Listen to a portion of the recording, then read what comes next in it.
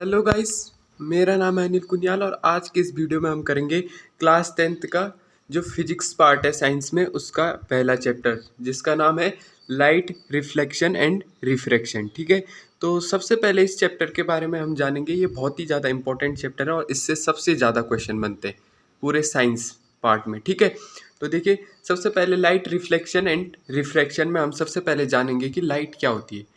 ठीक है, लाइट क्या होती है? Light is a form of energy that enables us to see the object. ठीक है, लाइट क्या होती है? एक एनर्जी की फॉर्म होती है। ठीक है, जो हमको क्या करती है? देखने में मदद करती है, जिसकी हेल्प से हम क्या कर सकते हैं? देख सकते हैं। देखो, लाइट होगी तभी हम देख पाएंगे। अंधेरे में आप लोग देख पाते हो कभी?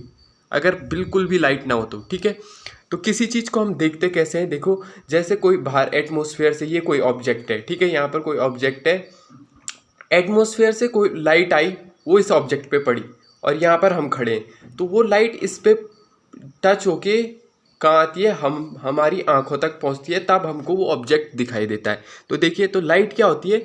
ठीक है, फॉर्म ऑफ एनर्जी होती है जो हमको क्या करती है? देखने में हेल्प करती है। ठीक है, अब आते हैं इसमें रे क्या होती है लाइट की। ठीक है, रे ऑफ लाइट होती क्या है?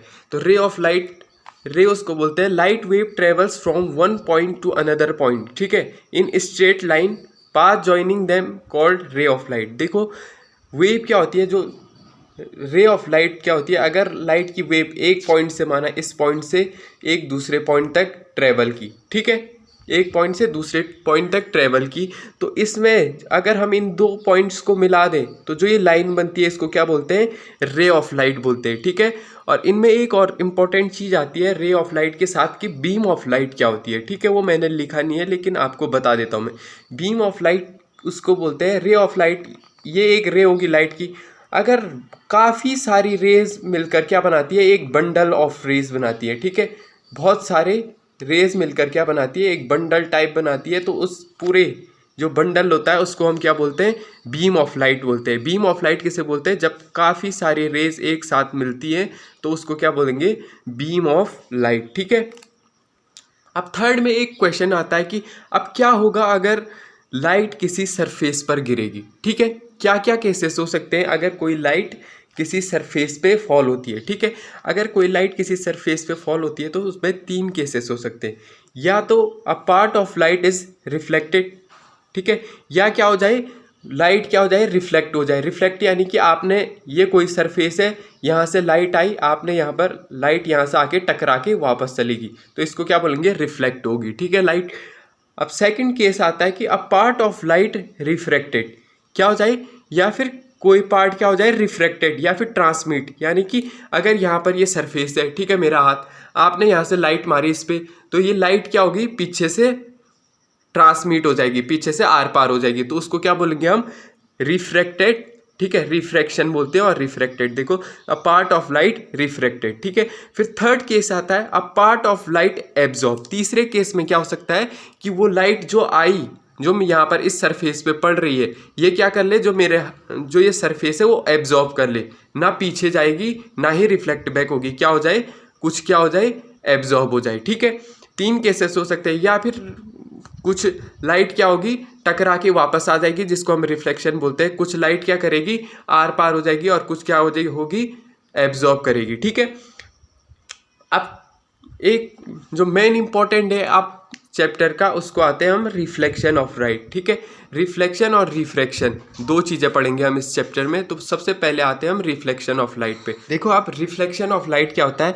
The bouncing back of light from highly polish surface. ठीक है, किसी पॉलिश सरफेस से, किसी भी सरफेस से लाइट का बाउंस बैक होना। अब बाउंस बैक का मतलब होता है कि जैसे ये कोई सरफेस है, ठीक है, ये कोई सरफेस है, आपने यहाँ से, ये टॉर्च है, यहाँ से लाइट मारी और ये क्या होगी? इस सरफेस पे टकरा के वापस आ गई, तो इसी टकराने को हम बोलते हैं बाउंस बैक होना। ठीक है, तो अगर ये, इस पूरी प्रोसेस को हम क्या बोलते हैं?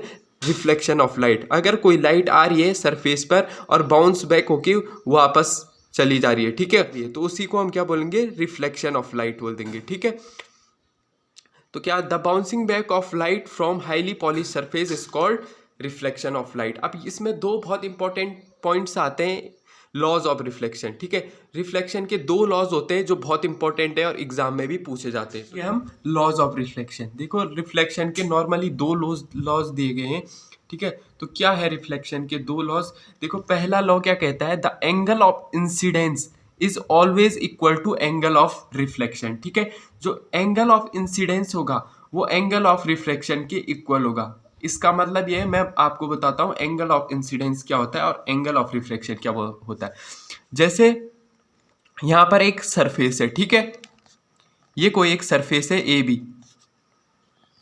ठीक है, ये माना ये एक सरफेस है। ठीक है, यहाँ पर क्या आई, जो रे सोर्स से, यहाँ पर टॉर्च है माना ये सोर्स है। ठीक है, यहाँ से जो रे आई लाइट की, ठीक है, वो इस सरफेस पर आई। ठीक है, तो इस जो सोर्स से इस सरफेस तक की जो ये रे है इसको बोलते हैं हम इंसिडेंस रे। क्या बोलते हैं?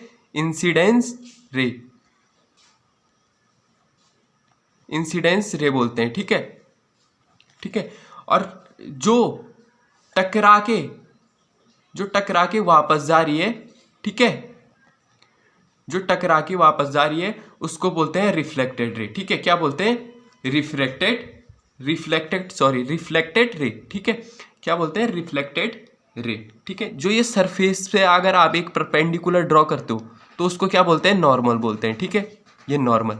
ठीक है, तो इस सरफेस के ए बी सरफेस के जो परपेंडिकुलर लाइन ड्रॉ करते हैं उसको हम बोलते हैं नॉर्मल। तो देखिए इंसिडेंस रे क्या, इंसिडेंस एंगल क्या होता है? एंगल ऑफ इंसिडेंस, इंसिडेंस रे और नॉर्मल के बीच की, ये नॉर्मल है। ठीक है, इंसिडेंस रे और नॉर्मल के बीच के एंगल को हम क्या बोलते हैं? Angle of incidence. ठीक है, एंगल ऑफ इंसिडेंस बोला जाता है। ठीक है, और नॉर्मल और रिफ्रैक्टेड रे के बीच के जो एंगल होता है, रिफ्लेक्टेड रे के जो बीच का एंगल होता है, नॉर्मल रे और रिफ्लेक्टेड रे के बीच का जो एंगल होता है उसको हम बोलते हैं एंगल ऑफ रिफ्लेक्शन। ठीक है, क्या बोलते हैं? Angle of reflection. ठीक है, अब सेकंड लॉ पे आते हैं। देखो सेकंड लॉ क्या कहता है, द इंसिडेंस रे, जो ये इंसिडेंस रे है जो सोर्स से निकल के सरफेस पर गिर रही, इंसिडेंस रे, रिफ्लेक्टेड रे जो वहां से बाउंस बैक होके वापस गई, ठीक है, ये रे, ठीक है, and normal to the reflecting surface, और नॉर्मल रिफ्लेक्टिंग सरफेस पे जो नॉर्मल है, नॉर्मल यानी परपेंडिकुलर ड्रॉ किया हमने, ठीक है, ये तीनों क्या होंगी, ठीक है, reflecting surface at the point of incidence lie on a same plane, ये तीनों क्या करेंगी, एक ही पॉइंट पे लाई करेंगी, एक ही प्लेन पे लाई करेंगी, ठीक है।